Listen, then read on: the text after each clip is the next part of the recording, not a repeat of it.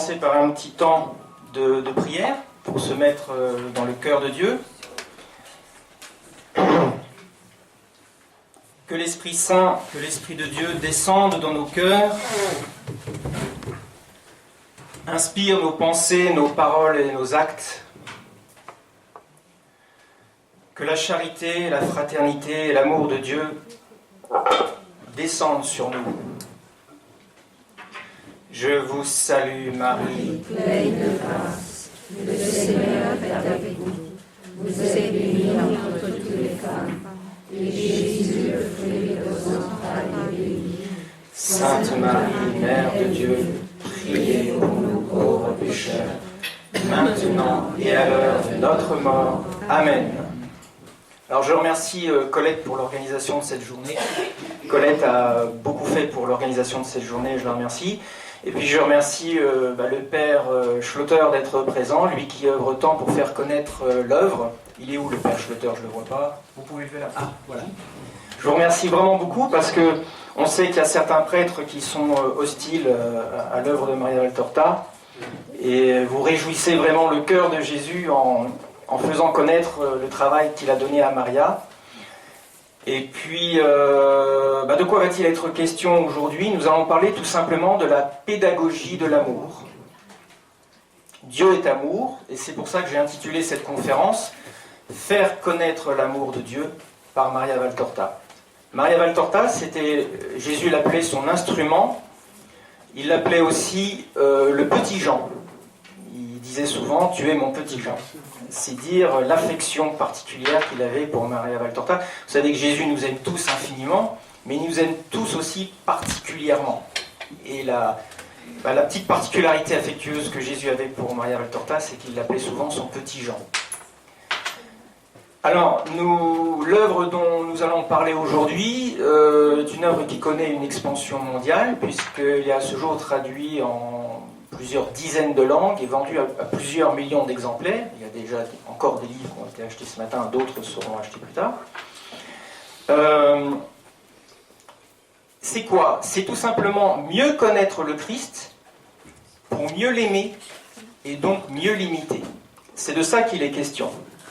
Alors, je vais d'abord vous expliquer qui était Maria Valtorta en vous donnant un petit peu sa biographie. Ensuite, je vous parlerai des études scientifiques qui ont été faites sur cette œuvre, parce que les scientifiques s'intéressent énormément à Maria Valtorta, parce qu'ils ne cessent de s'étonner devant les confirmations qui sont données sur les écrits que cette femme a écrits en pleine Deuxième Guerre mondiale, alors qu'elle était paralysée sur son lit. Et pourtant, dans ces écrits, on voit des choses qu'elle ne pouvait pas savoir. Et même mieux que ça, c'est que on se rend compte aujourd'hui que maintenant il y a des scientifiques qui se servent de l'œuvre de Maria Valtorta pour découvrir des choses, puisqu'ils se disent, puisqu'elle sait des choses qu'on ne sait pas, on va lire l'œuvre et on va apprendre des choses. Et on verra qu'il y a des choses qui ont été découvertes après la mort de Maria Valtorta, mais qu'elle avait déjà dites. On parlera aussi de l'Église et de Maria Valtorta. Vous savez que malheureusement la communauté catholique est divisée, il y a les pour et les contre, ce qui n'est pas étonnant, puisqu'il y avait aussi du temps de Jésus des pour et des contre Jésus. Je vous donnerai mon témoignage personnel, comment j'ai connu Maria Valtorta et ce que Jésus, à travers Maria Valtorta, a fait dans ma vie. Alors ça, c'est extrêmement important. J'entends parfois des gens qui disent « Ah, Maria Valtorta, ceci, Maria Valtorta ». Non, c'est Jésus par Maria Valtorta. C'est très bien de dire « J'aime Maria Valtorta », mais il ne faut jamais oublier, il ne faut pas tomber dans une vénération excessive de l'instrument. Maria Valtorta était, comme le disait l'un des servites de Marie, le porte-plume de Dieu. Mais l'auteur, c'est Jésus. Nous verrons aussi comment pratiquer l'étude de l'œuvre et comment la faire connaître, parce que Jésus l'a dit, lisez l'œuvre et faites-la lire. Et puis je répondrai à vos questions dans la mesure où j'aurai la réponse, et puis ensuite on pourra avoir un petit temps pour ceux qui désirent encore acheter des livres. Voilà, je vais essayer de gérer le micro un peu mieux pour que vous m'entendiez bien. Je vais déjà me présenter rapidement. Donc, je m'appelle Christophe Bradel, j'ai 51 ans. J'ai été éduqué dans une famille catholique assez classique. J'ai fait tout le parcours catéchétique, la jusqu'à la confirmation, etc., première communion, etc. Et puis, comme beaucoup, quand je suis devenu jeune homme, j'étais en pension, j'ai arrêté d'aller à la messe, et puis j'ai arrêté un petit peu de fréquenter l'église. Mais je continuais à lire les évangiles, et pour moi, il n'y avait rien de plus beau que les évangiles. Pendant plusieurs années, j'ai fait un petit tour par le bouddhisme, qui m'a énormément appris, parce que j'ai beaucoup de respect pour cette tradition qui m'a appris notamment l'intériorité, qui m'a appris à méditer en silence. Et puis aux alentours de 38 ans, je me suis dit, c'est quand même dommage, t'es français, t'es catholique, tu vis dans un beau pays avec une belle religion, et tu pries tout seul dans ton coin. Donc j'ai décidé de revenir dans l'église. Je me suis dit, on va essayer, on verra bien. Si vraiment les catholiques sont imbuvables, je ne resterai pas. Puis finalement, ça s'est très très bien passé. Et vous voyez, je suis même avec un prêtre aujourd'hui, donc ça se passe bien. Donc je suis revenu dans l'église en 2005. Et en 2006, j'ai rencontré une catholique fervente, très, très pieuse, qui lisait Maria Valtorta, et qui m'a fait découvrir Maria Valtorta. Alors, je venais à peine de rentrer dans l'église, donc tout ça c'était nouveau pour moi, et c'est vrai que je vais peut-être vous surprendre, mais je n'ai pas tout de suite accroché à Maria Valtorta, ça m'a pris plusieurs mois, parce que ça faisait beaucoup à digérer tout ça. Mais très rapidement, elle a insisté, elle m'a dit, écoute, te connaissant, tu vas adorer, toi qui aimes tant Jésus, etc. Et donc j'ai repris le tome 1, j'ai relu. Et puis quand j'ai passé le cap de la page 50 du tome 1, j'ai compris que je n'arrêterais plus jamais de lire Maria Valtorta et que ça allait vraiment changer ma vie. Alors, qui est Maria Valtorta? Donc Maria Valtorta est italienne, elle est née à Caserte, au nord de Naples, à 200 km au sud-est de Rome. Elle est née le 14 mars 1897 et Maria Valtorta est décédée à Viareggio, sur la côte toscane, donc dans le nord-ouest de l'Italie, le 12 octobre 1961, donc à l'âge de 64 ans. Donc au fond, elle est un peu contemporaine de Padre Pio. C'est la fille unique de Giuseppe Valtorta, qu'on voit en haut à droite de cette photo. Et c'est un homme qui était sous-officier de cavalerie. Maria Valtorta avait une grande affection pour son père, c'est un homme très bon, très doux. Et comme il était militaire, vous savez ce que c'est dans ces cas-là, il changeait régulièrement de ville et de garnison, et donc elle voyageait au gré des mutations de son père. La mère de Maria Valtorta, qu'on voit à droite sur la photo de droite, donc Isi de Fioravanti, qui était une femme très autoritaire, jalouse, qui a tout fait pour que toutes les histoires de cœur de Maria Valtorta capotent et qu'elle ne rencontre jamais de jeune homme parce qu'elle voulait garder sa fille pour elle. Donc voilà, c'était pas une mère particulièrement ouverte, et Maria Valtorta en a parfois souffert, mais Maria Valtorta, qui était si bonne, a toujours gardé beaucoup d'affection pour sa mère. Le 17 mars 1920, alors que Maria... Alors, je vais quand même vous montrer quelques photos. Voilà, ça c'est Maria à 4 ans, la petite Maria Valtorta. J'ai une photo de Maria Valtorta aussi à 15 ans, voilà, qui est nettement plus connue, puisque c'est souvent la photo qu'on voit quand on parle d'elle. Le 17 mars 1920, donc alors que Maria Valtorta est âgée de 23 ans, voilà, donc là elle en a 25 sur cette photo, donc elle était à peu près comme ça physiquement.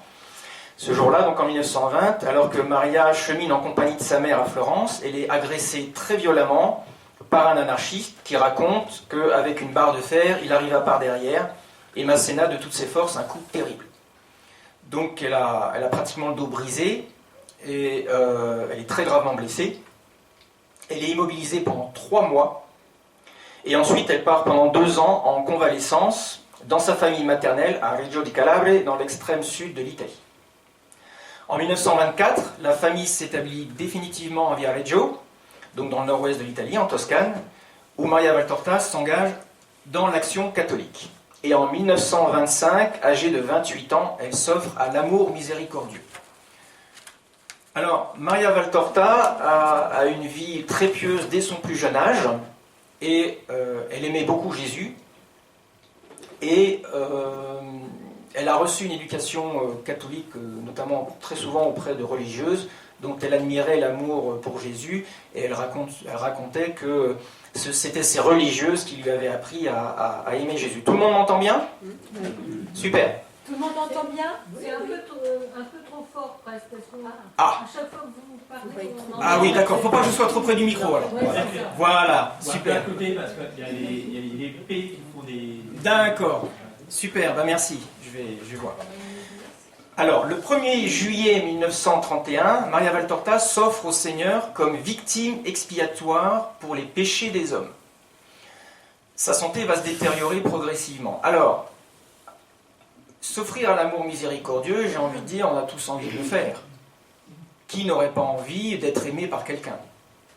Mais s'offrir à la justice de Dieu, c'est pas la même histoire. Parce que quand Dieu est juste, parfois il punit. Donc s'offrir à la justice de Dieu, c'est se mettre à la disposition du Seigneur pour souffrir, pour expier les péchés et les offenses faites à Dieu. Donc là, c'est autre chose. Et on en reparlera un peu plus tard, je vous parlerai de la sainteté de la vie de Maria Valtorta. Je vais continuer sur sa biographie. À partir du 1er avril 1934, donc le jour de Pâques, elle a 37 ans. J'avais jamais réalisé, mais c'est le jour où moi je suis revenu dans l'église, quand j'avais 37 ans aussi. Elle demeure définitivement clouée au lit. Elle restera 27 années, donc le reste de sa vie, au lit. Alors ça n'a pas été la seule, il y a eu Marthe Robin aussi, puis d'autres. Tout en gardant son lit. Alors, donc c'est dans son lit, durant ces nombreuses années, que Maria Valtorta remplira 122 cahiers, soit près de 15 000 pages manuscrites, avec la description des visions et révélations qu'elle reçoit du Seigneur à partir de 1943 et dans une moindre mesure jusqu'en 1953. Donc l'essentiel s'est déroulé pendant la Deuxième Guerre mondiale, 43-47 et un petit peu jusqu'en 1953. Tout en gardant son lit et malgré de grandes souffrances, elle écrivait de sa propre main et d'un seul jet, à n'importe quelle heure du jour et de la nuit, sans se sentir nullement dérangée. Lorsqu'elle était dérangée, le Seigneur s'effaçait, et puis lorsqu'elle était de nouveau disponible, Jésus revenait, la dictée reprenait, il lui remontrait les visions, l'Esprit Saint venait lui rafraîchir la mémoire. Donc tout cela se faisait dans vraiment une communion avec la Trinité. Les seuls livres qu'elle avait à sa disposition étaient la Bible et le catéchisme de Pie X. Et durant cette période, elle est accompagnée par le père Romualdo Migliorini, qui fera beaucoup pour faire connaître l'œuvre. C'était un servite de Marie. Alors les servites de Marie, c'était ce qu'on appelle un tiers-ordre, c'était un ordre religieux auquel Maria Valtorta appartenait. Jésus lui-même, dans une dictée du 2 juin 1946, adressée à l'ordre des servites de Marie, demandera à ce que l'on prenne plus soin de Maria Valtorta, et pour les inciter à prendre conscience des souffrances de Maria Valtorta, Jésus va leur énumérer l'état des organes de Maria Valtorta, dans quel état elle est, et je vais vous dire ça parce que j'en ai le frisson rien que de vous en parler, ça va vous donner une idée, parce qu'on dit souvent Maria Valtorta était alitée, elle a beaucoup souffert, c'est assez vague. Là, je vais vous donner des détails. Jésus dit, donc lorsqu'il écrit cette lettre aux servites de Marie, c'est Jésus qui parle, « Vous avez affaire à un cœur fini, atrophié, arythmique, à des poumons asphyxiés, lacérés, mal cicatrisés, à une fièvre continue et croissante, à des nerfs et des vertèbres enflammés, paralysés, endurcis, à une plèvre, un péricarde, envahi de liquide, à un foie engorgé, à des reins infestés. Toutes ces choses seront vérifiées médicalement par les servites de Marie. Donc, vous voyez un petit peu dans quel état elle était, en plus de douleurs aux jambes, au dos, etc. Les dernières années de la vie de Maria Valtorta sont très douloureuses, et à partir de 1956, Maria Valtorta s'enferme dans une sorte d'isolement psychique, après avoir offert jusqu'à son intelligence à Dieu. Alors souvent, les ennemis de Maria Valtorta disent « Vous voyez, elle a fini sa vie, elle était folle. » Pas du tout. En fait, elle a offert son intelligence à Dieu. Et donc forcément, quand on offre son intelligence, on se retrouve dans une forme d'isolement psychique, on comprend moins bien les choses, on est moins à même de communiquer. Mais elle a fait tout ça consciemment. Elle n'était pas folle. Maria Valtorta s'éteint donc le 12 octobre 1961, et selon les directives de Jésus, la publication de son œuvre devait être posthume. En guise de testament spirituel, Maria Valtorta laisse cette phrase que je trouve absolument sublime. Je pense que tu dois la connaître. « J'ai fini de souffrir, mais je continuerai à aimer. » Le 2 juillet 1973, sa dépouille a été transférée de Viareggio vers Florence dans une chapelle de la Santissima Nunziata, où elle est enterrée aujourd'hui. Donc là, voilà, donc Maria Valtorta a 46 ans, 1943, donc voilà. Ça c'est à Viareggio, donc dans le lit dans lequel elle a écrit toutes ses œuvres. Voici donc ici la tombe de Maria Valtorta à la Sainte Annonciation à Florence. Et ici, ce qui est écrit sur la pierre tombale, tertiaire de l'ordre des Servites de Marie, hostie agréée par Dieu, écrivaine des choses divines, historienne de Dieu.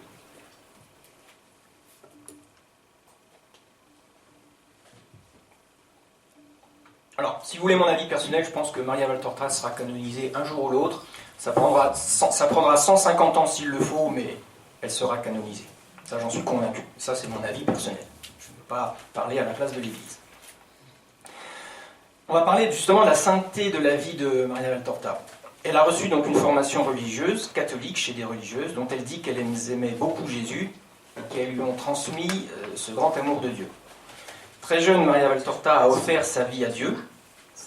La contemplation du monde, et on était en pleine Deuxième Guerre mondiale par la suite, donc on peut dire qu'elle sait ce que c'est que les horreurs du monde. La contemplation des horreurs du monde l'a poussée très vite à rédiger son acte d'offrande en victime à la justice et à l'amour de Dieu, en expiation des péchés du monde. Et elle accomplit solennellement cette offrande le jour de la fête du précieux sang, le 1er juillet 1931. Les principales motivations sont de contribuer au salut des âmes et de consoler le cœur de Dieu face aux offenses qui lui sont faites. Alors j'ai là l'acte d'offrande en entier. Je ne vais pas vous lire en entier parce qu'il est très long, mais je vais vous lire quand même des extraits parce que ça va vous donner une idée de la grandeur d'âme de cette femme, qui était âgée de 34 ans lorsqu'elle a rédigé cet acte d'offrande, et vous allez voir, c'est vraiment très très beau. Donc c'est Maria Valtorta qui parle à la Sainte Trinité. Ô mon Dieu, origine et fin de toute puissance, de toute sagesse et de tout bien, amour éternel et incréé, j'ose de l'abîme de mon néant élever mon cœur et ma vie, tout mon être vers toi, Trinité bienheureuse, et t'offrir ce néant en hostie d'expiation et d'amour pour l'avènement de ton règne.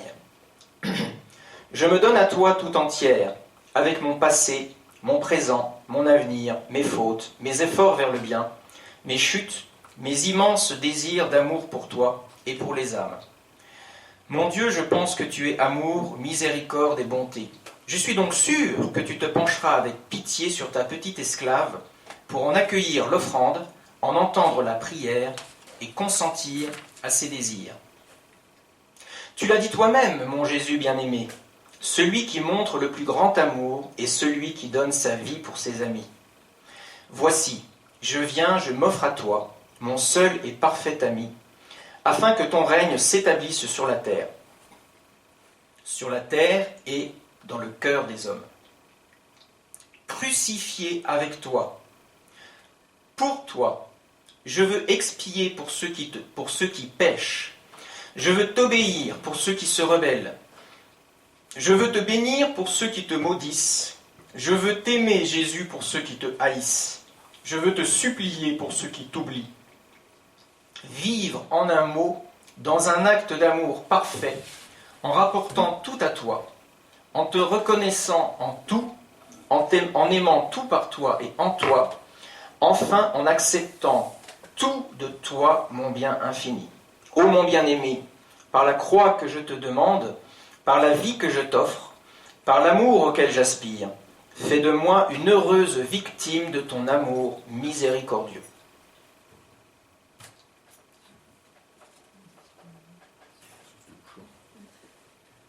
Je marque un petit temps de silence parce que c'est absolument magnifique. Et plutôt ciel que nous ayons tous la même disposition de cœur. Donc en 1943, clouée au lit depuis 9 ans, Maria pense que sa mort est proche. Elle souffrait beaucoup, elle était très malade, et donc à un moment donné, elle s'est dit, c'est pas possible, dans l'état dans lequel je suis, je vais mourir.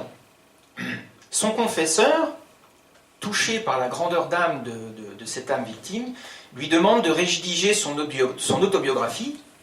Alors, comme souvent pour beaucoup de saints, elle pense que ça n'a aucun intérêt, mais elle le fait au nom de l'obéissance, et elle le fait même rapidement, puisqu'elle écrit en quelques mois toute son autobiographie, en se livrant sans complaisance, n'hésitant pas à parler de ses péchés, de sa petitesse, etc.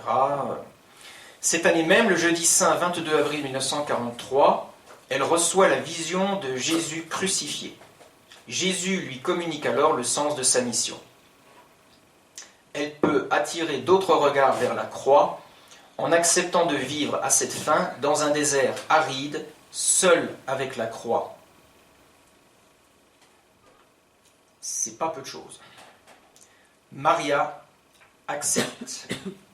Elle accepte de s'offrir totalement sur la croix crucifiée avec Jésus. La réponse de Jésus ne se fait pas attendre, et ce sera donc toutes les révélations qui vont suivre et que Maria va transcrire dans ses carnets et cahiers. C'est très intéressant parce que souvent on a l'impression que les saints sont saints parce qu'ils ont été favorisés, parce que Jésus est venu à eux. On est tous appelés à la sainteté, et c'est l'inverse qui se passe. Lorsque Monseigneur René Laurentin a travaillé sur Lourdes, il raconte qu'il a découvert que la petite Bernadette était sainte bien avant que la petite Thérèse, que la Sainte Vierge lui apparaisse. Dieu nous laisse libres, et s'il vient à nous, c'est parce que nous avons répondu à son amour et que nous l'avons aimé. Bien sûr, Dieu nous aime toujours premièrement, puisqu'il nous crée. Mais il ne faut pas s'imaginer que les saints sont des gens favorisés. Jésus vient particulièrement à nous parce que nous avons répondu particulièrement à son amour. Et ça a été le cas pour Maria Valtorta. Alors les différents documents qu'elle a rédigés, donc c'est une série ininterrompue de visions et de dictées qui dure 7 ans et demi jusqu'au mois de novembre 1954, puis tout s'arrête si ce n'est quelques dictées sporadiques jusqu'en 1954. Maria Valtorta consigne visions éditées sur des cahiers d'écoliers qui lui sont fournis par son confesseur au fur et à mesure qu'elle les reçoit. Donc 122 cahiers au total, représentant 13 193 pages manuscrites, écrites d'une seule traite, quasiment sans aucune rature. Vous pouvez voir le cahier, donc vous avez un original sur la photo qui est derrière moi. Donc ça c'est un des cahiers, vous voyez qu'elle avait une très belle écriture. Comme souvent à cette époque-là, on écrit en respectant bien les lignes, elle écrit mieux que moi d'ailleurs. Et c'est extrêmement propre parce que Jésus veillait à cette propreté et à cette perfection. Et Jésus insistait beaucoup parce que lui, qui sait tout, il savait qu'un jour son œuvre serait étudiée, disséquée, scannée, parfois impitoyablement, et que donc il était extrêmement attentif à ce que ce soit irréprochable. Comme on dit souvent, aux hommes c'est impossible, mais à Dieu rien n'est impossible. Alors, vous voyez que sur la photo c'est écrit sans chronologie, j'y reviendrai, mais les visions qu'elle a reçues, notamment les fameuses visions de l'Évangile, ont été données dans le désordre. Donc rien que pour l'Évangile tel qu'il m'a été révélé il y a plus de 700 visions, elles ont été données dans le désordre. Et on le voit très bien pour ceux qui lisent l'œuvre. Par exemple, quand elle décrit la première rencontre entre Jésus et Lazare, Lazare arrive et elle dit « Je vois Lazare arriver, il est tel que je l'ai souvent déjà vu, on sent qu'il est malade, etc. » Alors, on pourrait dire « C'est la première fois qu'il apparaît dans l'œuvre. » Bah oui, mais Jésus l'avait déjà vu. Maria Valtorta a vu Jésus sur la croix bien avant de rédiger la Passion que vous pouvez lire dans le tome 9. Donc, ça a été d'ailleurs un des étonnements des scientifiques quand ils ont étudié l'œuvre. Ils ont dit c'est assez extraordinaire parce que cette œuvre a été donnée dans le désordre et pourtant la chronologie est absolument impeccable. Donc il n'y a pas d'approche méthodique ou d'ordre chronologique. Les visions lui sont données selon l'occasion, parce que Jésus se servait de ses œuvres, de ses visions aussi pour former Maria Valtorta, Donc l'auteur est divin, et Maria Valtorta n'est que l'instrument ou le porte-plume de Dieu. 10. Donc ça, il y a eu l'œuvre principale, donc l'évangile tel qu'il m'a été révélé. Donc il y a eu les cahiers et les carnets. C'est pas la même chose, hein. Les cahiers, ce sont d'autres visions édictées, et puis les carnets, c'est des visions reçues ultérieurement, qui sont constituées dans un livre plus petit. Alors pour l'instant, il n'y en a qu'un, il y en aura un deuxième qui est en cours de traduction. Et puis il y a le livre d'Azarias. Donc Azarias, c'était l'ange gardien de Maria Valtorta. Il y a des commentaires des 58 messes festives du missel de Saint Pie X, qui était en usage à l'époque. Et puis, parfois aussi, c'est l'ange Raphaël qui parle, et donc qui commente des textes liturgiques. Il y a les leçons sur l'épître de Saint Paul aux Romains. Ces commentaires, selon Monseigneur René Laurentin, sont d'une bouleversante profondeur exégétique. Pour information, Jésus voulait donner encore d'autres commentaires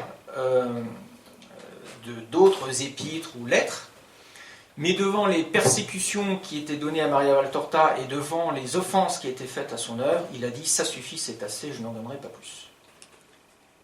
Donc ça nous permet de méditer aussi sur qu'on est passé encore à côté de bien beaux enseignements du Seigneur, mais qu'est-ce que vous voulez, quand on dit non à Dieu, à un moment donné il dit « ça suffit ». Voilà. Et puis il y a les commentaires de l'Apocalypse, donc les 2 derniers cahiers autographes contiennent des commentaires de l'Apocalypse. Ces commentaires inachevés n'ont pas donné lieu à une publication spécifique, mais sont inclus dans les cahiers de 1945 à 50. C'est officiellement Maria Valtorta qui est l'auteur, mais ça ne fait pas doute, ce sont bien des commentaires inspirés. Et Jésus le confirme d'ailleurs en expliquant pourquoi il a interrompu cette inspiration. Je vous lis, c'est ce dont je vous parlais. C'est Jésus qui dit « Depuis 5 ans, on ne cesse de me blesser par une action injuste contre l'œuvre. J'ai donc fermé le flot de la divine sagesse que je voulais déverser sur toi. » Donc il parle de Maria Valtorta. « Ma citerne d'amour et de grâce pour les âmes. En t'expliquant l'Apocalypse, les autres épîtres pauliniennes, comme celles de Pierre, Jacques et Jude. Autrement dit, toutes les lettres apostoliques. » Donc Jésus voulait donner des commentaires de toutes les lettres apostoliques. Mais devant les offenses qui lui étaient faites, il a interrompu ses dons. Alors pourquoi Jésus a-t-il donné l'œuvre principale, connue aujourd'hui sous le nom de l'Évangile tel qu'il m'a été révélé? Alors, les raisons qu'il donne. Il a dit à Maria Valtorta qu'il avait donné cette œuvre, c'est pour ça aussi que je parle souvent de pédagogie de l'amour, qu'il l'avait donnée principalement pour les prêtres. Et le père Yannick Bonnet, que vous connaissez peut-être, vous avez certainement entendu parler, le père Yannick Bonnet dit souvent que cette œuvre a changé sa vie, qu'elle a contribué à faire de lui un prêtre, et qu'il se sert énormément de l'œuvre dans sa pastorale, enfin qu'il se servait puisqu'il est décédé. Alors il y a 7 raisons principales pour lesquelles Jésus a donné cette œuvre à Maria Valtorta, en plus de la joie de communiquer une exacte connaissance de moi à cette âme victime. Première raison, combattre les erreurs des doctrines toujours plus nuisibles du modernisme, niant notamment le caractère surnaturel des dogmes, la divinité du Christ, la vérité du Christ, etc. Deuxièmement, réveiller l'amour de l'Évangile. Troisièmement, montrer les diverses manières de conduire les âmes. On revient donc à cette pastorale, mais ça nous est adressé aussi à nous, puisque nous sommes tous, enfin nous devrions tous être des témoins du Christ et donc des apôtres. Ramener à leur vérité les figures du Fils de l'homme et de Marie. Il suffit de lire le tome 1 pour comprendre. On découvre vraiment qui était Marie. Connaître la passion du Christ. Lisez le tome 9. Montrer la puissance de la parole de Jésus et ses divers effets. Et enfin, 7e raison pour laquelle Jésus a donné l'œuvre, faire connaître le mystère de Judas. Alors j'en reparlerai dans mon témoignage parce que lorsque j'ai commencé à lire l'œuvre, j'avais une attente très forte et une très grande curiosité sur qu'est-ce que j'allais découvrir du personnage de Judas. Je n'ai pas été déçu, j'en reparlerai tout à l'heure. Alors les études scientifiques. Quand on parle de Maria Valtorta, on parle souvent on la compare souvent à d'autres voyantes qui ont pu avoir des visions de la vie de Jésus, et il y en a notamment deux qui reviennent assez souvent. C'est Anne-Catherine Emmerich et Maria d'Agreda. Alors Anne-Catherine, je vais commencer par Maria d'Agreda, parce que chronologiquement c'est la première, donc c'était une femme espagnole du XVIIe siècle, qui était la première à avoir une vision complète de la vie de Marie. Alors le souci avec Maria d'Agreda, c'est que elle a été tellement effrayée par les visions qu'elle a eues, elle était tellement impressionnée qu'elle a voulu écrire. Elle avait très très peur, elle se sentait pas digne, et puis elle avait très peur de ne pas être fidèle. Donc elle attend 10 ans, Jésus insiste, elle écrit finalement ce qu'elle a vu. Son confesseur arrive, on est en Espagne, 17e siècle, on est en pleine Inquisition. Son confesseur arrive, lui dit: qu'est-ce que c'est que ça? Des écrits sur le Christ, vous vous rendez compte? Pas laisser ça comme ça, il faut brûler. Maria d'Agreda n'a pas d'état d'âme, elle obéit, et au nom de l'obéissance, elle va brûler tout ce qu'elle a écrit. Son confesseur habituel arrive ensuite, il dit: qu'est-ce que vous avez fait? C'est extrêmement grave, c'était des documents précieux, il ne fallait pas brûler ça, réécrivez. Maria d'Agreda dit: non, pas question, je ne veux plus. L'Inquisition arrive, Maria d'Agreda est jugée, elle passe en procès, mais comme elle entretient une correspondance avec le roi Philippe IV d'Espagne, on se dit: ça doit être quelque chose de très bien, c'est certainement une femme bien, donc elle n'est pas inquiétée, et le procès donne suite à un non-lieu. Son confesseur insistera, et finalement, elle réécrira finalement ses visions, mais 35 ans après. Alors, le résultat, c'est que théologiquement, dogmatiquement, ce que Maria d'Agreda a écrit est très bien, et on peut le lire, mais sur la véracité des détails et des faits historiques, évidemment, il y a eu beaucoup de modifications. C'est la raison pour laquelle, quand on va lire Maria d'Agreda et quand on va lire Maria Valtorta, on va s'apercevoir qu'il y a des détails qui ne correspondent pas. Par exemple, pour la Passion, ça ne se passe pas tout à fait pareil, etc. Marie n'est pas décrite pareil. C'est normal, puisque Maria d'Agreda s'est trompée quand elle a retranscrit ses visions.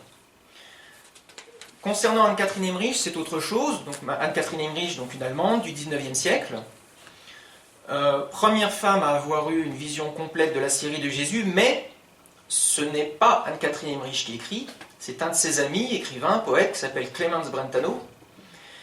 Et cette personne, lorsqu'elle va retranscrire les visions de Anne-Catherine Emmerich, c'est un écrivain, c'est un poète, c'est un romancier, il va romancer tout ça, il va gonfler, il va modifier, il va changer, transformer, interférer, interpréter. Résultat, ça va complètement gâcher la partie historique de l'œuvre, et ça va rendre l'œuvre de Anne-Catherine Emmerich très différente de ce que ça aurait dû être.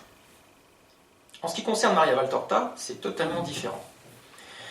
Maria Valtorta, elle écrit elle-même, elle écrit immédiatement, et en plus, le Seigneur, voulant que ce soit parfait, n'hésite pas à lui remontrer plusieurs fois la même vision. Je vous donne juste un exemple concernant la Passion du Christ. Maria Valtorta était tellement horrifiée quand elle a vu toutes les souffrances de Jésus qu'elle était incapable d'écrire. Imaginez, vous voyez quelqu'un en train de mourir sur la torture, je vous mets au défi d'écrire tranquillement. Alors voilà, on est en train de le clouer, voilà, maintenant on lui donne des coups, c'est pas possible. Et quand c'est Jésus, c'est encore pire. Donc Maria Valtorta était absolument incapable d'écrire. Donc le Seigneur lui a montré de nombreuses fois sa passion, et il a fait pareil pour de nombreuses visions, et quelquefois c'était l'Esprit Saint lui-même qui revenait et qui redonnait à Maria Valtorta, qui ravivait sa mémoire. Donc le résultat, c'est que tout est absolument parfait. Et on verra après que c'est quelque chose de très précieux. Et d'ailleurs, je vous raconte tout de suite une petite anecdote sur Jean-François Lavère. Je parlerai d'abord de Jean Lanier, mais pour Jean-François Lavère, il était en retraite, enfin ça c'était même un petit peu avant sa retraite, comme très souvent, comme tous les couples, le soir on est au lit, et puis chacun lit un petit bouquin. Lui, il lisait ce qu'il voulait, et sa femme lisait Maria Valtorta. Puis de temps en temps, sa femme disait à Jean-François Lavert, « Oh, écoute, ce passage, c'est tellement beau, tu devrais lire, etc. » Puis Jean-François Lavert, « T'as Maria Valtorta, c'est bon. » Et puis un jour, sa femme lui dit, écoute, elle lui lit un passage où c'est Jésus qui parle. Et Jésus dit à Maria Valtorta, tu n'es pas assez soigneuse, tu dois être soigneuse et écrire scrupuleusement ce que je te dis. Il y a de nombreux détails et je tiens à ce que ces détails soient parfaitement retranscrits. Et là, Jean-François Lavert, il a réagi, il a dit, ah, il y a des détails ? Ben, donne-le-moi ton bouquin, tiens, ça m'intéresse, il y a des détails. Je vais vérifier, moi, si c'est authentique tout ça. Et Jean-François Lavert a commencé à vérifier les détails en se disant « Moi, je vais démontrer que tout ça, c'est des bêtises. » Eh bien, il n'a pas été déçu. Alors, avant, je vais quand même vous parler des travaux de Jean Aulagnier, parce que Jean Aulagnier était polytechnicien, et ça a été le précurseur, ça a été un des tout premiers scientifiques qui s'est intéressé à Maria Valtorta. Et alors, depuis, l'œuvre de Maria Valtorta a été étudiée par des dizaines, des centaines d'experts dans toutes sortes de sciences. Il y a eu des historiens, des botanistes, des géologues, des historiens des arts, des ethnologues, des théologiens spécialistes en théologie hébraïque, évidemment des théologiens, des archéologues, des géographes, des astronomes, d'autres spécialités, des menuisiers, des historiens de la pêche. La liste que je vous donne là n'est pas exhaustive. Pourquoi ? Parce que très rapidement, on s'est rendu compte que ce que Maria Valtorta décrivait était parfaitement exact. Alors parmi ces gens-là, il y a eu Jean Aulagnier, donc 1924-2011, donc un polytechnicien, excusez-moi.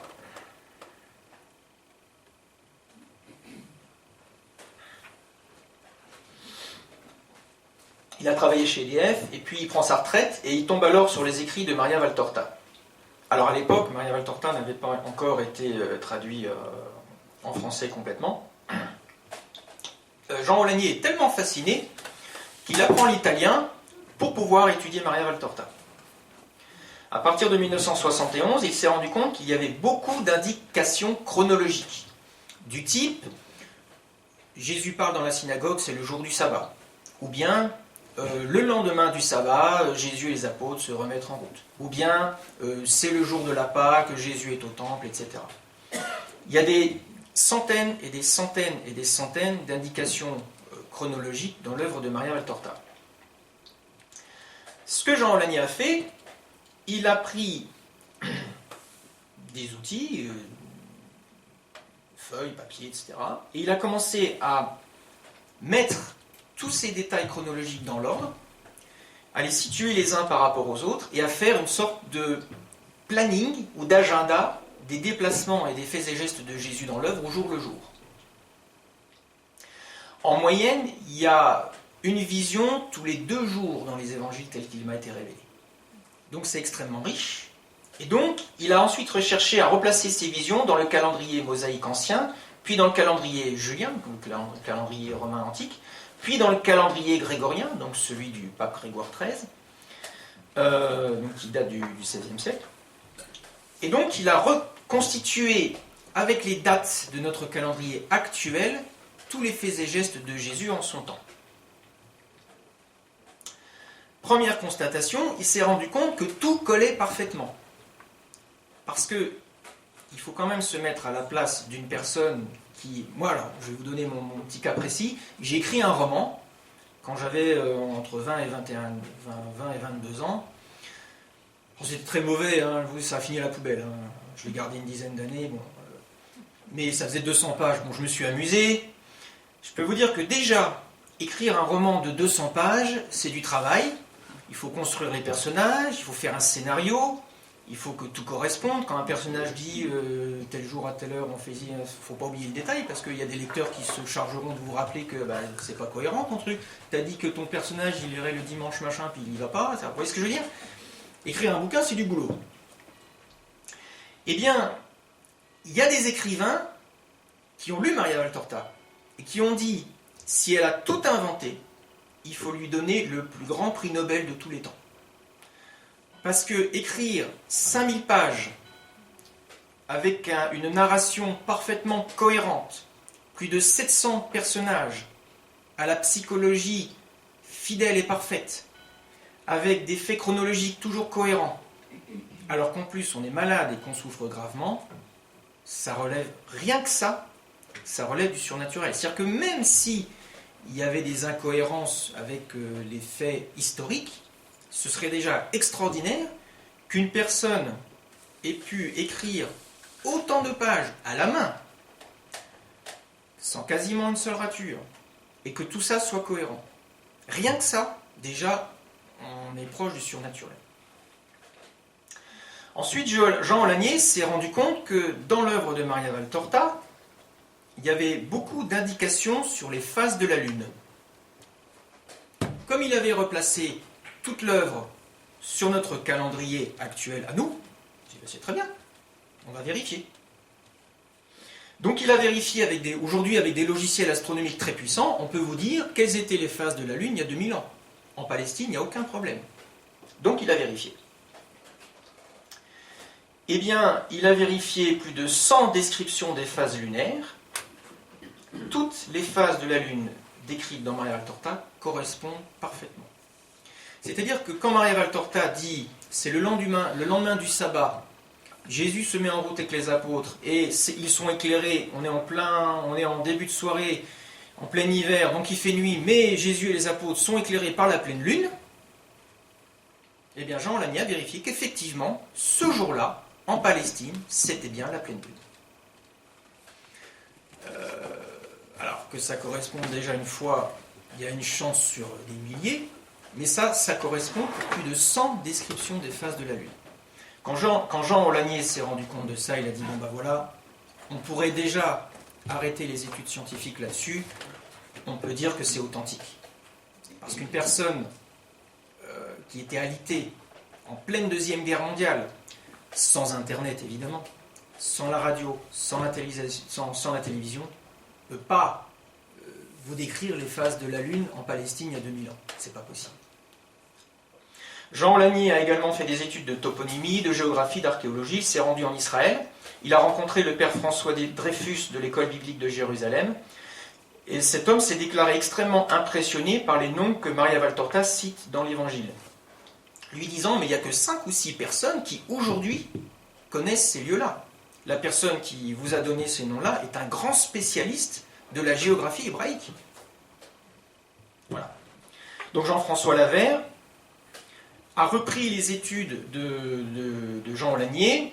Il a étudié plus de 16 000 détails. Alors, c'est affolant. Il a fait un travail extraordinaire. Et depuis les débuts de sa retraite, il a consacré minimum 4 heures par jour à faire des vérifications scientifiques sur l'œuvre de Maria Valtorta. C'est vraiment un passionné. Et on a ses livres, on vend ses livres ici si ça vous intéresse. C'est impressionnant. Alors, je vais vous donner un exemple concret, parce que là, je vous ai donné des choses assez vagues. Dans le chapitre 53 du tome 6 de l'œuvre, Syntycha, une femme disciple de Jésus, lui écrit une lettre dans laquelle elle lui annonce la mort de Jean d'Andorre. Donc, ce n'est pas Jean l'apôtre, hein, c'est un autre Jean. Et Syntycha dit à Jésus, Jean est mort le 6e jour avant les nonnes de juin, donc le 31 mai selon les Romains, à peu près à la nouvelle lune de Tammuz pour les Hébreux. Jean Olagnier a recherché s'il était possible que ces deux dates de ces deux calendriers tombent le même jour à l'époque de Jésus. L'astronomie montre que cela pouvait arriver en l'an 10, en l'an 29 ou en l'an 48, soit tous les 19 ans. Pour faire simple, tous les 19 ans, l'astronomie nous dit que la Lune réoccupe la même place exactement avec la même phase dans le ciel. C'est un cycle de 19 ans. Alors ça ne se vérifie pas tout à fait si on se place sur plusieurs milliers d'années, mais en gros c'est ça. Il y avait une chance sur 6900 que Maria Valtorta tombe juste. Cette description est l'une des indications qui permettent de recoller le calendrier hébraïque et le calendrier romain que l'on sait replacer dans le calendrier grégorien. Donc effectivement, en l'an 29, il y a bien eu une journée qui était le 6e jour des nonnes de juin, et qui était aussi la nouvelle lune de Tammuz pour les Hébreux. Alors, une fois qu'on a vérifié ça, qu'on a recollé ça, il suffit de regarder un petit peu avant, et dans le chapitre 51 du tome 6 de l'œuvre, il y a un jour précis qui correspond à notre calendrier à nous, au 6 mars de l'année 29. Maria Valtorta indique qu'il y a un premier rayon de lune, les apôtres se mettent en route, le soleil est couché, c'est après le crépuscule, et à l'horizon, il y a un premier rayon de lune. Ça correspond parfaitement avec l'étude astronomique de l'année 29. Il était tout à fait cohérent qu'il y ait en Palestine, au crépuscule, un premier rayon de lune le 6 mars de l'année 29. Voilà. Donc, je pense qu'on peut dire que là, on est face à quelque chose de tout à fait surnaturel. Et comme quand quelque chose de surnaturel nous pousse à aimer Jésus, je pense que ça ne vient pas de Satan, ça vient bien de Jésus. Donc il y a également le cas du site de Jezreel, donc c'est l'autre nom d'Esdrelon. La Bible parle d'une ville avec une tour, mais c'est tout ce que l'on en savait au temps de Maria Valtorta, et même jusqu'à il y a quelques années. Alors, Maria Valtorta, dans l'œuvre, parle d'une ville qui est entourée d'une muraille avec 4 tours. Donc quelqu'un qui voudrait critiquer Maria Valtorta dirait « c'est des bêtises tout ça ». On sait très bien qu'à Jezreel, il n'y avait qu'une seule tour, il n'y en a pas 4. Sauf qu'en 2010, un bulldozer qui fait des travaux en voulant construire un parking, donne quelques coups de pelle et il dégage des pierres de construction. Donc les archéologues se précipitent, on découvre des maisons, on découvre des murailles qui encerclent une ville, et aux 4 coins de ces murailles, 4 tours. Ça veut dire que Maria Valtorta a décrit, alors qu'elle était dans son lit durant la Deuxième Guerre mondiale, une ville avec 4 tours, et cette ville-là a été découverte en 2010. Et on a bien eu confirmation qu'il y avait 4 tours. Alors, je ne l'ai pas écrit là, mais de mémoire, je peux vous citer aussi l'histoire du port de pêcheurs où était Pierre. Voilà, Bethsaïda, qui a été découvert récemment à un peu plus d'1 kilomètre du lac, alors qu'on l'avait cherché au bord du lac. Forcément, c'est un village de pêcheurs. Sauf qu'il y a eu 2000 ans d'alluvions qui ont comblé la vallée où était le village. Et donc, effectivement, on a trouvé le village de Pierre au bord du lac d'aujourd'hui, on l'a trouvé plus loin, parce que le lac a été comblé. Voilà. Donc, pour moi, tout ceci, et c'est aussi j'en parlais au téléphone avec Bruno Périnet, il me disait, tout ça c'est simple, hein, c'est la preuve que non seulement Jésus existe, mais que c'est le vrai Dieu. Voilà. Alors, on va parler maintenant de l'Église. L'Église et Maria Valtorta. Alors, Maria Valtorta rentre dans le cadre de ce qu'on appelle les révélations privées. Il ne faut pas confondre les révélations privées avec la révélation publique. Les révélations privées nous sont données pour nous aider à mieux comprendre les révélations publiques. Ce sont des secours qui nous sont donnés du ciel. La révélation publique, elle est close avec l'Apocalypse de Saint Jean, mais on n'a jamais fini de la découvrir et de la comprendre. Et les révélations privées nous sont données par le ciel pour nous aider à mieux connaître, mieux aimer Jésus. Quand on voit au numéro 67, le catéchisme de l'Église catholique nous dit « Au fil des siècles, il y a eu des révélations dites privées, dont certaines ont été reconnues par l'autorité de l'Église. Elles n'appartiennent cependant pas au dépôt de la foi. Leur rôle n'est pas d'améliorer ou de compléter la révélation définitive du Christ, mais d'aider à en vivre plus pleinement à une certaine époque de l'histoire. » Eh bien, c'est exactement la raison pour laquelle Jésus nous a donné cette œuvre. C'est pour nous aider à vivre plus pleinement les évangiles, donc la révélation publique. Et en ce qui concerne l'opposition dont Maria Valtorta a fait parfois l'objet, et fait encore parfois l'objet, puisqu'il y a une personne apparemment qui s'est acharnée pour que... on nous a raconté qu'il y a une personne... On m'a dit qu'il y a une personne qui s'était acharnée pour que cette réunion d'aujourd'hui n'ait pas lieu. Donc vous voyez que Maria Valtorta n'a pas fini d'être combattue. C'est normal parce que le Christ lui-même a été persécuté. Donc, le disciple n'étant pas plus que le maître, eh bien, on n'a pas fini d'être persécutés nous-mêmes. Alors, vous avez peut-être entendu dire que Maria Valtorta avait été elle-même de son temps persécutée. Ben, c'est normal, puisque de nombreux saints et de nombreuses personnalités de l'Église, avant d'être béatifiés, canonisés, voire même d'être reconnus comme docteurs de l'Église, ont été combattus. Alors je vous en cite quelques-unes. Saint Padre Pio, interdit d'exercer, puis finalement canonisé. Sainte Sœur Faustine Kowalska, déclarée fausse mystique, mise à l'index, puis finalement reconnue comme sainte, et comme une grande apôtre de la miséricorde. Sainte Thérèse d'Avila, nous sommes dans la salle Thérèse d'Avila, donc je ne peux pas faire l'impasse, excommuniée, Sainte Thérèse d'Avila, excommuniée, puis canonisée, reconnue docteur de l'Église. Saint Jean de la Croix, emprisonné, déclaré finalement docteur de l'Église. Saint Thomas d'Aquin, considéré comme hérétique par un archevêque, mis à l'index, alors même si l'index n'existait pas exactement à son époque, mais c'était un peu l'esprit, puis finalement canonisé et déclaré docteur de l'Église, un des piliers de la théologie chrétienne.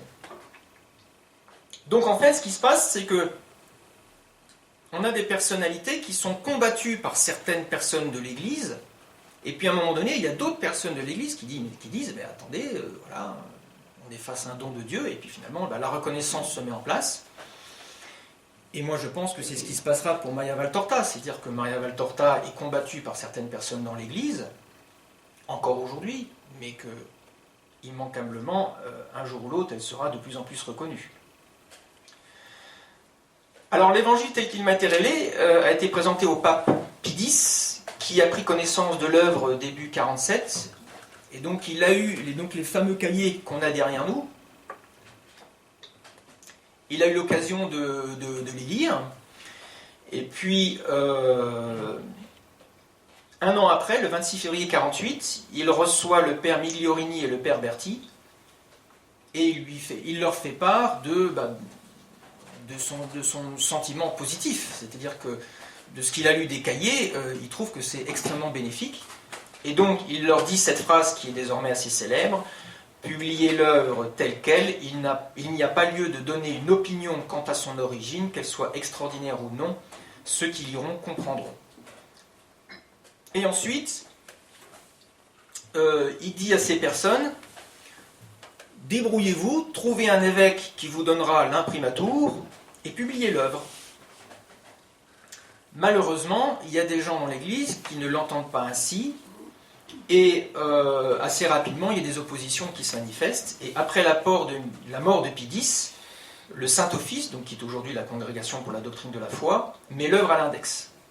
Alors, en fait, ce qui s'est passé, c'est qu'il y a de nombreuses personnalités qui ont fait pression violemment sur tous les gens, tous les évêques qui voulaient donner l'imprimatur. Il y en a même un qui dit j'avais fait l'imprimatur, on me l'a arraché des mains.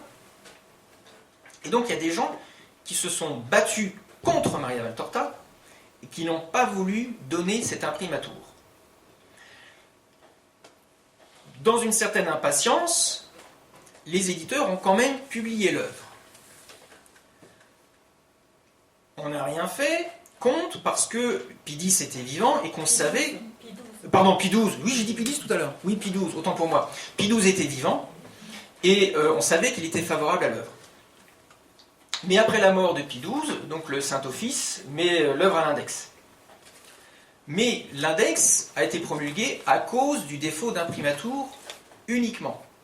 Donc l'ironie du sort, c'est que ce sont les mêmes qui ont tout fait pour qu'il n'y ait pas d'imprimatur, qui se sont empressés de publier, qui ont tout fait pour qu'il n'y ait pas d'imprimatur, qui se sont empressés de publier la mise à l'index pour défaut d'imprimatur. Je dirais que là, on est quand même dans une forme de mauvaise foi. Donc l'œuvre est mise à l'index, s'en suivront plusieurs années de combats et de polémiques au sein de l'Église entre les pros et les anti-Maria Valtorta. Finalement, en 1966, l'index est aboli définitivement, mais donc l'attitude officielle de l'Église sur Maria Valtorta aujourd'hui est donc qu'on peut lire cette œuvre dans la mesure où on ne la confond pas avec les évangiles canoniques. Moi, je pense qu'il faut lire Maria Valtorta et en parallèle lire l'Évangile, parce que ça se complète merveilleusement bien. Et c'est pas le père Schlotter qui dira l'inverse. On lit l'Évangile canonique, on lit les évangiles de l'Église, et après, on lit le même passage dans Maria Valtorta, c'est un éclairage différent.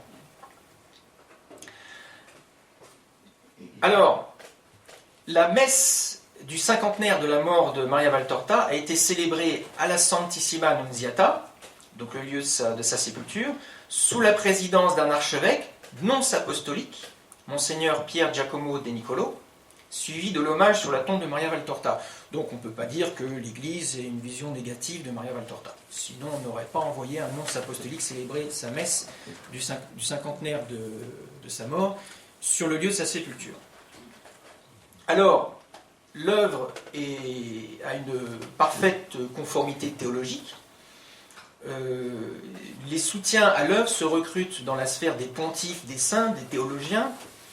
J'en cite 3 dont vous avez peut-être entendu parler. Gabriel Roschini, fondateur de l'Université pontificale de théologie Marianum, et conseiller aussi un Saint-Siège, théologien, philosophe, auteur de 130 ouvrages, qui dit « Aucun autre écrit marial, pas même la somme de tous ceux que j'ai lus ou étudiés, n'avait été en mesure de me donner sur Marie, chef-d'œuvre de Dieu, une idée aussi claire. » Donc c'est quand même un grand théologien qui le dit.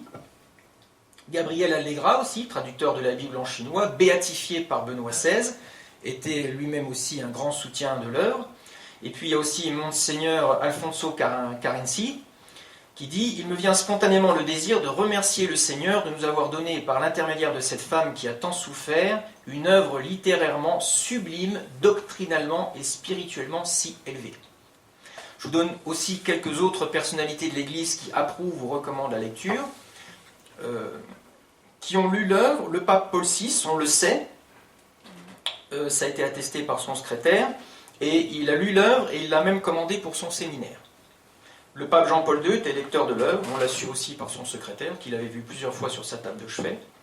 Le cardinal Édouard Gagnon, le cardinal Augustin Béat. Et puis parmi ceux qui recommandent la lecture de l'œuvre, on a le pape Pie XII, comme mentionné plus haut, Padre Pio. Une de ses paroissiennes, Elisa Lucci, lui dit « Padre, je lis l'œuvre de Maria Valtorta, est-ce que vous m'y autorisez ?» Et Padre Pio lui a répondu « Non seulement je ne vous y autorise pas, mais je vous le recommande. » Voilà. Alors,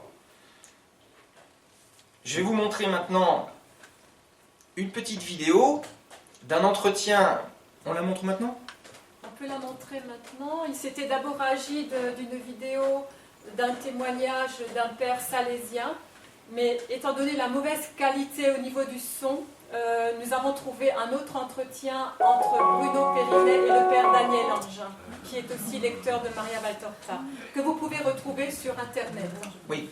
Alors cette vidéo-là, vous pourrez la trouver sur le site, sur Internet, sur le site de mariavaltorta.org, le site de l'association Maria Valtorta, où il y a de nombreuses vidéos de conférences, et vous trouverez aussi cette vidéo-là.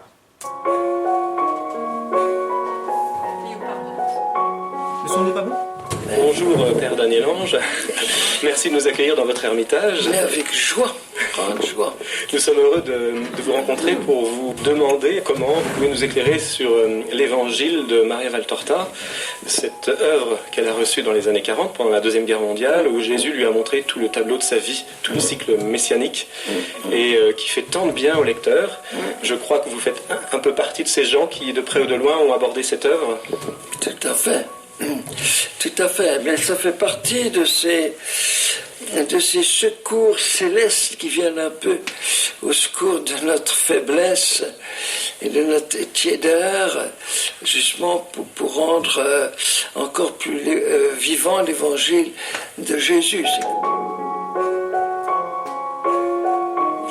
Alors évidemment, ça fait partie de ce qu'on appelle la révélation dite privée, et donc évidemment on peut aller au ciel et se sauver sans forcément les lire, évidemment, heureusement. Mais tout de même, il ne faut pas mépriser. C'est comme les différentes apparitions, c'est du même ordre. Et d'ailleurs, c'est intéressant de voir comment, je fais une petite digression sur les apparitions du Seigneur ou de la Vierge Marie ou des saints, comment ces choses qui font partie de la dimension charismatique de l'Église passent dans la dimension institutionnelle à travers la liturgie. C'est même impressionnant de voir que toutes les apparitions du cœur de Jésus à Marguerite Marie, la fête Dieu, la fête de l'Eucharistie avec Sainte Geneviève de Liège, la fête de la Miséricorde avec Sainte Faustine, les fêtes comme Notre-Dame de Lourdes, Notre-Dame de la Salette, Notre-Dame de Kibéo, de Rwanda, Notre-Dame de Fatima, située par Jean-Paul II. Tout ça, ça va à un moment, quand c'est reconnu par la hiérarchie de l'Église et inséré dans le missel, ça passe de la dimension charismatique à la dimension institutionnelle. C'est très très intéressant. Très intéressant.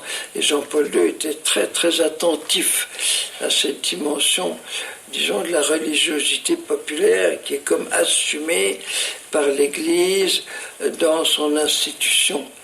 Voilà. Et donc c'est un peu la même chose pour ce genre de révélation, qui n'ajoute rien à la révélation, bien sûr, évidemment, mais qui aide le peuple de Dieu à vivre de manière plus vivante l'évangile de Jésus. Alors ce qui est très frappant chez Maria Valtorta, comme déjà un peu chez Catherine Emmerich, mais peut-être encore plus fortement, c'est toutes les confirmations archéologiques, entre autres. Donc je crois qu'on en a compté plus de 2000, des faits qu'elle raconte, qu'elle ne fait absolument pas imaginer, puisqu'elle n'a jamais été sur place. C'est ça, c'est-à-dire Maria est dans son lit, paralysée, et Jésus lui demande de noter les nombreux détails qu'elle voit. Voilà. Et alors, il insiste, donc elle s'exécute, et effectivement, les chercheurs, en découvrant dans les différentes disciplines, découvrent que finalement, à l'heure d'aujourd'hui, il y a 16 000 détails qui ont été vérifiés, 16 000, et qui correspondent à toutes les disciplines, l'astronomie, voilà, absolument. Et alors ça, c'est comme une confirmation du Seigneur, parce que, voilà, et entre autres, ce qu'elle dit sur la colline de la multiplication des pains et tout ça, ça éclaire beaucoup l'évangile. Sur place, on comprend quand on a été sur place. Et donc ça, c'est une chose assez étonnante. Et donc ça, c'est extrêmement intéressant. Et c'est sûr que ça rend l'évangile beaucoup plus vivant, parce qu'évidemment, les 4 évangélistes n'ont pas tout raconté, comme Saint Jean le dit à la fin de son évangile. S'il fallait tout raconter, il faudrait des livres. Des livres et des livres et des livres et des livres, voilà. Alors, par miséricorde, pour notre temps, je dirais, pour les pauvres et les petits que nous sommes, le Seigneur fait ce petit clin d'œil, ce petit sourire, et beaucoup de personnes sont très aidées, justement, Église Maria Valtorta, à propos, à l'occasion de l'évangile du dimanche, et surtout à l'occasion du cycle temporal, du cycle liturgique. Donc on peut suivre Jésus, je dirais, depuis sa conception jusqu'à son ascension, jusqu'à la Pentecôte. Voilà. Ici, aux retraites de Pâques et de Noël, je leur lis des extraits de ces récits de Noël et de Pâques, voilà. D'après les visions de Maria Valtorta, c'est ça? Oui, c'est ça, oui. Ça éclaire. Oui, voilà. Oui, ça rend plus vivant les paroles et les gestes du Verbe incarné. Forcément. Donc l'exemple étant mieux perçu, on peut mieux l'imiter. Voilà, c'est ça. Puis ça fait rentrer au-dedans de l'Évangile. Dans mon livre sur Saint Jean-Baptiste, mon gros livre qui est 500 pages, Jean-Baptiste, j'ai cité en annexe tout un long extrait sur la rencontre de Jésus et de Jean-Baptiste au bord du Jourdain, qui est un très beau passage, voilà. Et donc c'est comme une actualisation pour nous du très saint évangile de Jésus. Il faut remercier le Seigneur de cette grâce qu'il a fait à Maria Valtorta. Et Voilà. vous avez entendu parler des adaptations de l'évangile tel qu'il m'a été révélé pour les enfants ou en Voilà, bande ça c'est dessinée. très important. Justement, c'est très important parce qu'on ne peut pas donner 10, 12 volumes à un enfant, ou même à un jeune, ou même à un adulte surchargé de travail qui n'a pas le temps. Et donc des synthèses, des résumés, ou les plus beaux passages, les passages les plus impressionnants, ça c'est excellent. On a fait notamment l'enregistrement de l'œuvre entière en audio. Et Oui, je dis souvent que j'ai vu ça, on l'a ici, voilà, oui, tout on à peut fait. faire Lectio Divina, nous les laïcs, en voiture, Mais oui, tout en à faisant fait. une activité ménagère grâce à cela. Mais tout à fait. Et ça permet de vivre avec le Christ. Voilà, et puis d'écouter. c'est vivant, puis c'est en dialogue à 2, 3 voix, et ça c'est excellent. Excellent, donc il faut multiplier ce genre de choses-là. Et puis ça peut aussi attirer des païens. Nous sommes dans une société de plus en plus païenne, de plus en plus non-croyante, où l'évangile devient quelque chose de très éthéré, lointain, qu'on n'a jamais lu, vaguement entendu parler, et encore. Moi, je connais de nombreux cas de jeunes qui, en lisant Maria Valtorta, ont dit, j'en connais 3 personnellement, qui ont dit « Si c'est ça Jésus, eh bien je vais le suivre ». Et qui sont entrés au séminaire. Bravo. À la connaissance de Jésus. C'est très beau, ça, oui, bien sûr, connaissance de S'il est comme ça, Jésus, eh bien, ça vaut le coup de le suivre. Et j'ai même rencontré un responsable de séminaire qui donnait à lire Maria Valtorta à ces jeunes la première année en disant voilà, maintenant si l'idée du Christ vous convient, vous pouvez le suivre. Tellement elle est précise dans ce livre. Excellent, mais il faut dire ça dans tous les séminaires. Oui, il faut le faire connaître. Voilà, c'est ça qu'on essaie de faire. Ben oui, tout à fait. Non, mais c'est sûr. C'est bien, ouais. Non, c'est sûr, c'est une belle nourriture pour notre intimité avec Jésus, pour nourrir notre intimité avec Jésus. C'est comme une illustration, c'est un peu l'équivalent des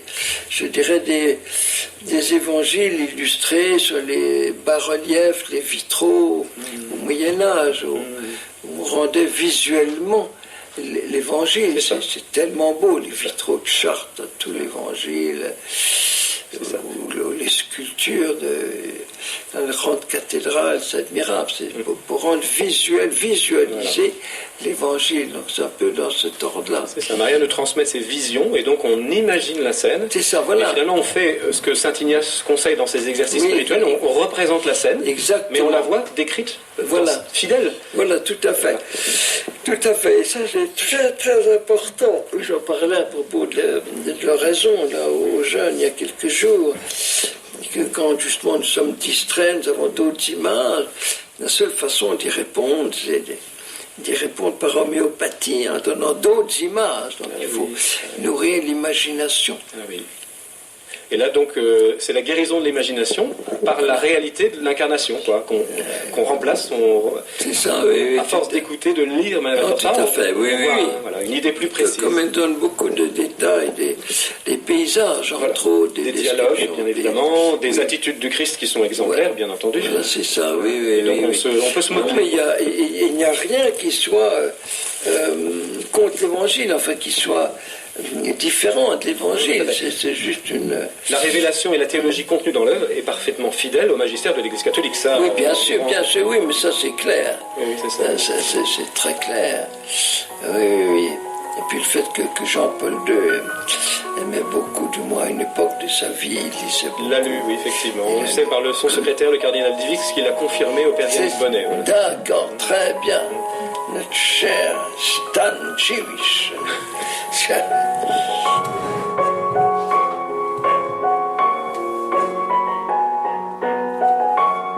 Alors je vais maintenant vous donner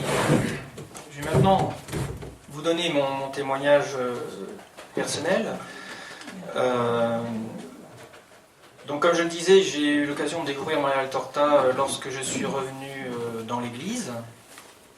Et pour moi, Maria Valtorta, c'était tout simplement le livre que j'attendais. C'est-à-dire ça faisait des années que je lisais les évangiles et que je soupirais en me disant j'aimerais tellement en savoir plus. Alors bien sûr, on me disait ah mais dans la prière, tu peux, l'Esprit Saint. Oui, c'est bien, mais pour des pauvres pécheurs comme moi, on peut parfois avoir besoin du secours dont parlait le Père Daniel Ange à l'instant. Alors, qu'est-ce qui m'a touché dans l'évangile tel qu'il m'a été révélé ? Avant toute chose, on comprend beaucoup mieux les passages les plus connus.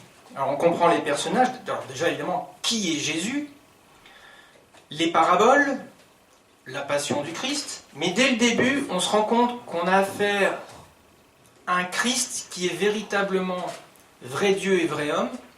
Vrai homme parce que, comme il le dit lui-même, il n'a pas été à côté des affections humaines de ce monde. Il a réellement aimé Judas. Il a réellement souffert des méchancetés de Judas parce qu'il l'a connu comme Dieu, mais aussi comme homme. On découvre un Jésus, et ça, j'étais très curieux. Je me disais, mais comment Jésus va être par rapport à la nature ? Parce que très souvent, il y a des pseudo-maîtres spirituels qui vous disent « Ah oui, mais bon, la souffrance des animaux, on s'en fiche, ce qui est important, c'est... » Jésus aime les animaux, il s'émerveille devant la création, il s'émerveille devant les fleurs, des fois il s'arrête pour ne pas déranger un oiseau qui chante. Il a cette espèce d'émerveillement devant la création de son Père, et donc c'est normal. Comment le Fils pourrait-il ne pas s'émerveiller devant ce que le Père a créé ? Ça, c'est quelque chose qui m'a vraiment bouleversé. On comprend mieux les paraboles. Je vais prendre juste un exemple. Ah, il y a quelque chose, oui, ça y est, je sais. Hop. Ah non, je pensais que c'était moi. C'est tellement beau. C'est tellement beau que je pensais que c'était sur mon ordinateur.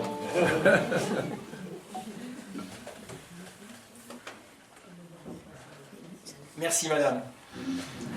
C'est bien, ça fait plus d'1 heure que la conférence est démarrée, il n'y a qu'un seul portable qui a sonné, gloire à Dieu.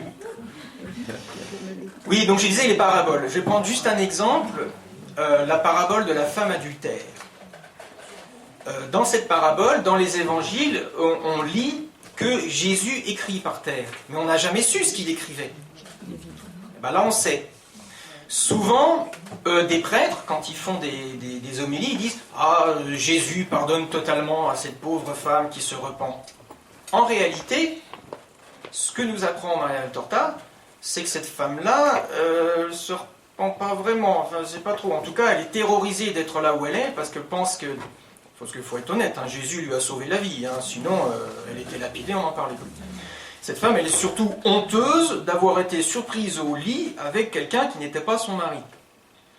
Et Jésus dit bien un peu plus tard dans le commentaire, « Je ne lui ai pas véritablement pardonné, je lui ai surtout laissé le temps de méditer sur ce qu'elle a fait et de se repentir. » Et d'ailleurs, dans Maria Valtorta, dans l'évangile tel qu'il m'a été révélé, Maria Valtorta dit « Il ne lui donne pas sa paix, il ne lui dit pas un mot, il lui dit juste « Voilà, moi non plus je ne te condamne pas. » Et ça donne un éclairage très précis sur toutes les paraboles.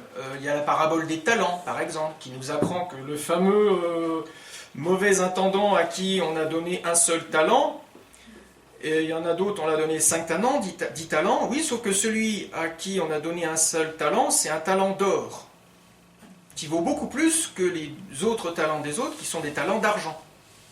Et donc, en fait, quand on dit celui qui a le moins reçu, on lui enlève ce qu'il a, non, c'est celui qui avait le plus reçu. Voilà, donc il y a plein de détails dans l'œuvre qui nous permettent de beaucoup mieux comprendre et préciser exactement le pourquoi du comportement et des paroles de Jésus. Et ça, c'est extraordinaire, parce que quand on est un pauvre pécheur comme moi et qu'on n'a pas fait des années de séminaire et qu'on n'est pas à même de décortiquer et d'analyser les évangiles, et bien là, vous avez vraiment, c'est pour ça que je disais tout à l'heure, c'est la pédagogie de Dieu. Jésus, parce que ce qui est merveilleux avec Maria Valtorta, c'est que non seulement on voit, mais très souvent, après une vision, vous avez un commentaire, c'est vraiment luxueux, c'est-à-dire que non seulement Jésus vous montre ce qu'il dit et ce qu'il fait, mais après il dit, alors voilà, j'ai dit ça parce que ceci, cela, j'ai fait ça parce que ceci, cela, et donc on a une explication, comme un moniteur auto-école qui montre ce qu'il faut faire, et puis après on s'arrête sur un parking, et puis on dit, ben voilà, tu vois, il ne faut pas faire ci, il faut faire ça, etc., etc. Donc ça, c'est vraiment l'extraordinaire pédagogie de Dieu. Ce qui m'a bouleversé aussi, c'était son sérieux. Moi, ce qui m'a frappé très vite quand j'ai lu l'œuvre, c'était le sérieux de Jésus. Et c'est vrai que c'est quand même le sauveur de l'humanité. Quand une personne ou des personnes partent par exemple en hélicoptère pour aller chercher une personne qui est perdue en mer ou en montagne, en général, ces gens-là, ils rigolent pas, parce qu'ils savent qu'ils vont sauver la vie de quelqu'un, donc ils sont concentrés. Mais là, Jésus, il ne part pas en hélicoptère sauver une personne en mer. Il est venu sauver l'humanité tout entière de tous les temps. Donc je pense qu'il avait des raisons d'être sérieux. Et c'est vrai que très souvent, il rit, il ne rit jamais. Ou très très peu, quelquefois, il est un peu tiré, notamment à la Bello, où il y a une petite scène à la Bello où Thomas se prend un petit morceau de suie qui tombe d'une cheminée, tout le monde éclate de rire et Jésus ne peut pas s'en empêcher, il rigole quelques secondes, puis après il reprend son sérieux. Avec les enfants, quelquefois, il a des rires parce que il est touché. Mais c'est extrêmement rare. Si on comptabilisait le nombre de fois où Maria Valtorta dit Jésus lit dans toute l'œuvre, je pense qu'il y en aurait peut-être une dizaine, peut-être 20, pas plus. Par contre, évidemment, il sourit énormément et Maria Valtorta dit il sourit de son sourire inimitable qu'aucune plume ne saura jamais décrire. Donc voilà. Ce qui m'a bouleversé aussi, ça a été sa patience et sa douceur envers ses ennemis. Notamment la fameuse scène à la Bello où des pharisiens viennent... Alors la Bello, c'est pour ceux qui n'ont pas lu, ils doivent se demander de quoi je parle, c'est un ensemble de terres et de bâtiments qui appartiennent à Lazare et que Lazare a donné à Jésus pour qu'il puisse s'éloigner un peu de Jérusalem parce qu'il commence à être persécuté. Et donc il y a des pharisiens qui savent qu'il est là, qui viennent un petit peu le persécuter. Et Jésus pleure. Alors les apôtres disent à Jésus, mais ne pleure pas, nous t'aimons. Et Jésus dit, mais c'est pas sur moi que je pleure, c'est sur leur âme. Sa relation avec Judas, ça m'a bouleversé. Parce qu'on entend aujourd'hui, malheureusement, c'est pas d'aujourd'hui, ça fait des siècles, on entend un peu tout et n'importe quoi sur Judas, que soi-disant Judas serait un co-rédempteur, que finalement il a permis à Jésus de sauver l'humanité en le désignant comme le roi d'Israël, etc. Donc avec ça, je pense qu'on en finit sérieusement avec ces bêtises, et on voit surtout, et c'est ce que dit le père Yannick Bonnet, on voit vraiment la descente progressive de Judas. Quand Judas arrive avec les apôtres, c'est un jeune homme envieux, superficiel, attiré surtout par l'argent et les femmes, mais au fur et à mesure de l'œuvre, on va voir sa dégringolade dans la mesure où il va devenir de plus en plus ennemi de Jésus. Il ne va pas se contenter d'être attiré par les femmes et par l'argent, il va même devenir de plus en plus insatanisé, jusqu'à se faire véritablement ennemi du Christ. Et ça, il faut vraiment le lire dans l'œuvre pour se rendre compte à quel point